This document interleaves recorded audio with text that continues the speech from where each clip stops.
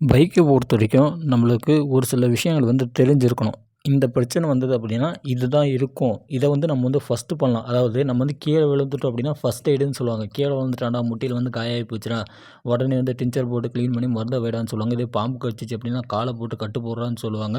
இந்த மாரி வந்து ஒரு சில விஷயங்கள் வந்து சொல்லுவாங்கல்ல, ஃபர்ஸ்ட் எய்டுன்னு சொல்லுவாங்கல்ல. ஸோ அந்த மாரி பைக்குக்கு ஒரு பிரச்சனை வருது அப்படின்னா, ஃபர்ஸ்ட் எய்டு வந்து நீங்க வந்து என்ன பண்ணலாம்? இது வந்துருச்சு அப்படின்னா, ஓகே இத பண்ணலாம் அப்படின்னு சொல்லிட்டு நீங்க வந்து யோசிச்சு டக்குனு பார்த்தீங்கன்னா, அதுக்கு வந்து போகணும்.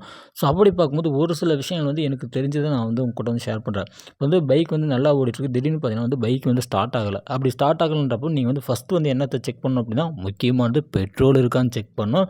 அடுத்து என்ன அப்படின்னு பார்த்தோம் அப்படின்னா, ஸ்பார்க் ப்ளக்கில வந்து ஏதாவது டஸ்ட் இருக்கா, கருகி போயிருக்கா அப்படின்னு சொல்லிட்டு அந்த ஸ்பார்க் ப்ளக்கை வந்து டெஸ்ட் பண்ணி பார்க்கணும். இல்ல அப்படின்னா அந்த ஸ்பார்க் ப்ளக்கை எடுத்து கிளீன் பண்ணி போட்டு பார்க்கணும்.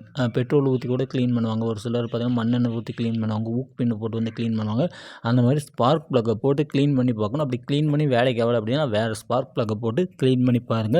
அடுத்து பார்த்தீங்கன்னா, இந்த மாரி பேட்டரி வந்து கரெக்ட்டா இருக்கா? பேட்டரி அந்த லைன்ஸ்லாம் பார்த்தீங்கன்னா கரெக்ட்டா இருக்கா? எங்கேயாவது வந்து லூஸ் கனெக்ஷன் இருக்கா? அப்படின்னு சொல்லிட்டு அந்த பேட்டரி லைனையும் பார்த்தீங்கன்னா, நீங்க வந்து கொஞ்சம் வந்து செக் பண்ற மாரி இருக்கும். அதேமாரி பேட்டரியோட அந்த ரேஞ்ச் வந்து எவ்வளோ இருக்கு? எவ்வளோ சார்ஜ் வந்து இருக்கு? அப்படின்னு சொல்லி இதையும் பார்த்தீங்கன்னா, நீங்க வந்து கொஞ்சம் செக் பண்ற மாரி தான் இருக்கும். அடுத்து என்ன அப்படின்னா, சரியா வந்து மைலேஜ் குடுக்கவே மாட்டேங்குது அப்படின்றப்ப, ஸோ இந்த மாரி சிச்சுவேஷன் வந்து வரும்போது ரொம்ப என்ன சொல்றது? இப்பதான் வந்து பெட்ரோல் போட்டிருப்பீங்க. ஒரு 20 கிலோமீட்டர் கூட போவீங்க. உடனே பார்த்தீங்கன்னா வந்து பெட்ரோல் வந்து காலியா இருக்கும். அப்படி இருக்கிறப்போ யோசிக்கணும். என்ன இது என்னவாயிருக்கும்? ஏன் வந்து இந்த மாரி இருக்கு? அப்படின்னு சொல்லிட்டு வந்து யோசிக்கணும். ஸோ அந்த மாரி நேரத்தில நீங்க வந்து ஃபர்ஸ்ட்டு வந்து செக் பண்ண வேண்டியது என்ன அப்படின்னா, ஏர் ஃபில்டர்ன்னு சொல்லுவாங்க. ஸோ ஏர் ஃபில்டர் வந்து ப்ராப்பரா வந்து கிளீன் பண்ணி போட்டீங்க அப்படின்னாவே ஓரளவுக்கு வந்து மைலேஜ் கிடைக்கும் அப்படின்னு சொல்றாங்க.